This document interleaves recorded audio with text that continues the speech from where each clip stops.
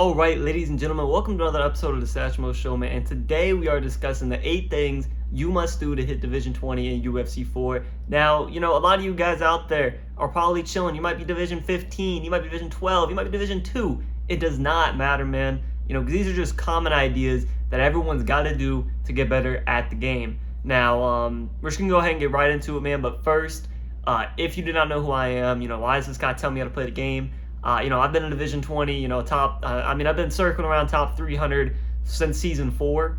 I'm also a ESFL competitor. Got that under my belt. Got a win in there even. So, in the toughest leagues, man, I'm in it. I'm doing it, and I'm winning, man. So, without further ado, man, let's go ahead and get right into it. First thing I will tell you is to utilize your sidestep. Now, if you're sitting here thinking, what is a sidestep? I don't even know. Never heard of this term before.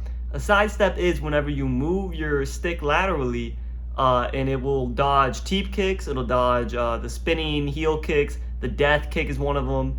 It can even dodge straights, uppercuts. So it's just another way to move that does not put you in as much danger. And it's also the only way to avoid, getting teep kicked. So if you're someone who's always pressuring, you're getting teep kicked, utilize the sidestep. If there's something you never heard of before, maybe implement it into your game, get some practice in with it. All it is, you move your stick to the right whenever, at any point, like right before they throw the teep kick when they're loading up, you move your stick to the right, it'll dodge it, and you can come right over top of the hook, maybe get a stun. Now, I will warn you, there is a slight vulnerability, so if you sidestep into a head kick, it'll hurt a little bit more, but it's not crazy. It's not nearly as bad as lunging or moving your head, so very effective move.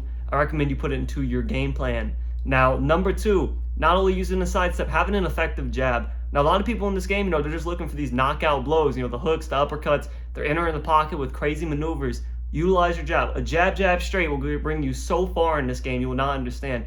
Even then, it sets up your other combinations. You can get the jab hooks, body shots it sets up. So all of that is a reason to have an effective jab. Not only does it set up your combinations, it breaks down the block, so it has a long-term advantage. And it's really hard to avoid it. Like I said, you can sidestep, but sidestepping a jab is very difficult. You got to have great timing for that.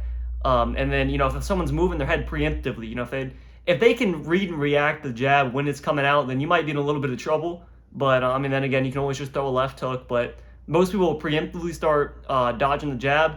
Right then, a left hook is perfect. Even just an unset up head kick even. People are, moving their head left and right whenever they see you coming in the pocket.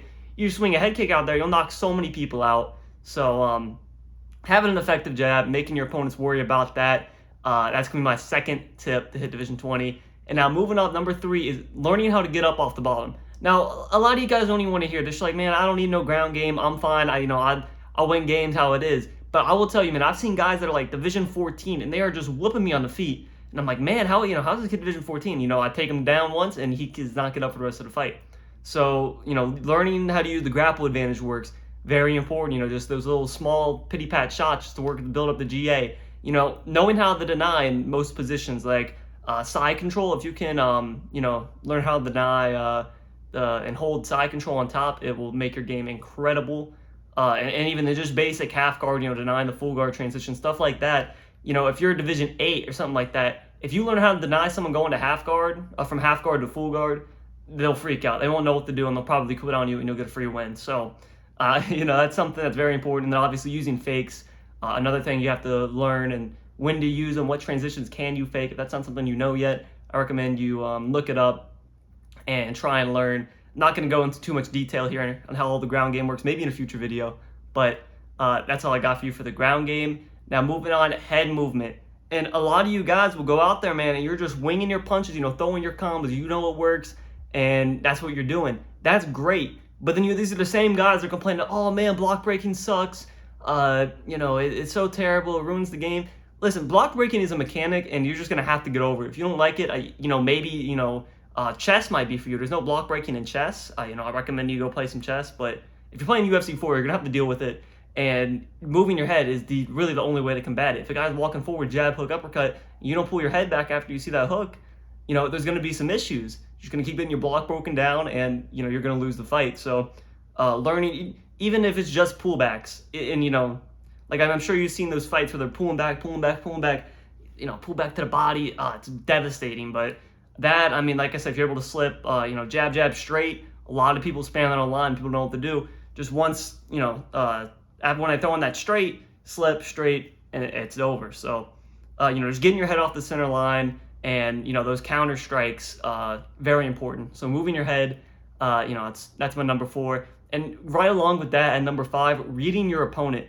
Now, like I just said, the jab, jab, straight, that's a very common combination that gets thrown. And if you're able to read your opponent doing that, it might be something else. I'm just saying that as an example. If it's jab, hook, uppercut, if it's, 1-2 head kick, stuff like that, you have to be able to read your opponent and predict what's coming rather than just reacting. Because if you're just reacting, you might be a little slow, and it's going to hurt you later in the fight, when you're not able to have those immediate reactions. So just reading your opponent, just picking up cues, every time, he throws this, he gets me rocked, he goes 1-2 head kick. Okay, well, now I know that. Next time I'm going to duck and I'm going to knock his ass out. So reading your opponent, that's just, it's very important at the highest levels, because everyone has these ticks. They're like, whatever it is for people, it's something you got to be able to pick up on and implement into the fight. It's not even something you can look at later. You got to be able to read and react then and now, and understand what's coming next. So that's very important.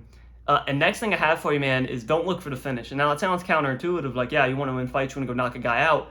But I can't tell you how many times, I'm sure it's happened to you. It's definitely happened to me, where I'm, beating the shit out of a guy, and I'm just like, who cares? I'm just going to throw this, this head kick, knock him out.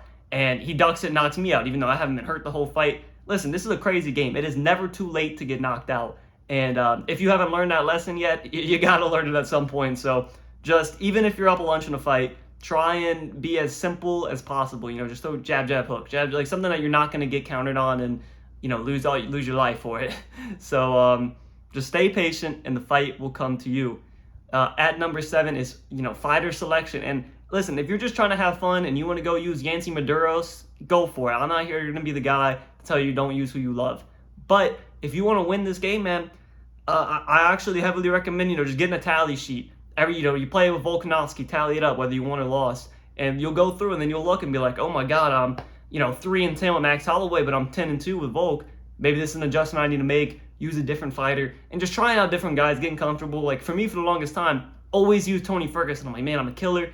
But he got nerfed, and I tried to keep using him, and it just didn't work. Guys against, like, Dustin Poirier were just knocking me out cold left and right, and, I had to make an adjustment. So even if it is some of your favorite fighter, if you really want to win, you might have to move on, find somebody else, and just keep looking. If you don't find it right away, keep looking for something that you think you can be better with. So, that's what I recommend. And then finally, my last hint here, or last tip for you guys, is mixing it up. Now, at the lower levels, you'll see a lot of guys that are just out there headhunting with the strikes, with the punches, and they're kicking the body every time with the legs. And they're like, oh, well, see, I am mixing it up. I'm going head and body. No, you're being predictable. When I say mix it up, I mean, jab, straight, body uppercut, body hook, things of that nature. If you look at the top level competitors in this game, if you look at Prioxis even, you'll see them mix up their strikes beautifully, and their opponent doesn't know what's coming next. They don't know whether, they're going to get, jab, straight, body, whatever the case is. They got no clue what's coming, and that's what makes them so dangerous, is that even in all this madness, they can just throw out a head kick and knock somebody out because they're so worried about everything else. So mixing up your strikes, throwing your opponents off guard, if you can do that well, you can become more than Division 20. You become the GOAT of UFC 4. That's what I hope for you guys. Ladies and gentlemen, if you learned anything from this video, drop a like, subscribe, man, and I'll catch you guys in the next one. Heat, heat, heat, heat. I be selling that heat, heat.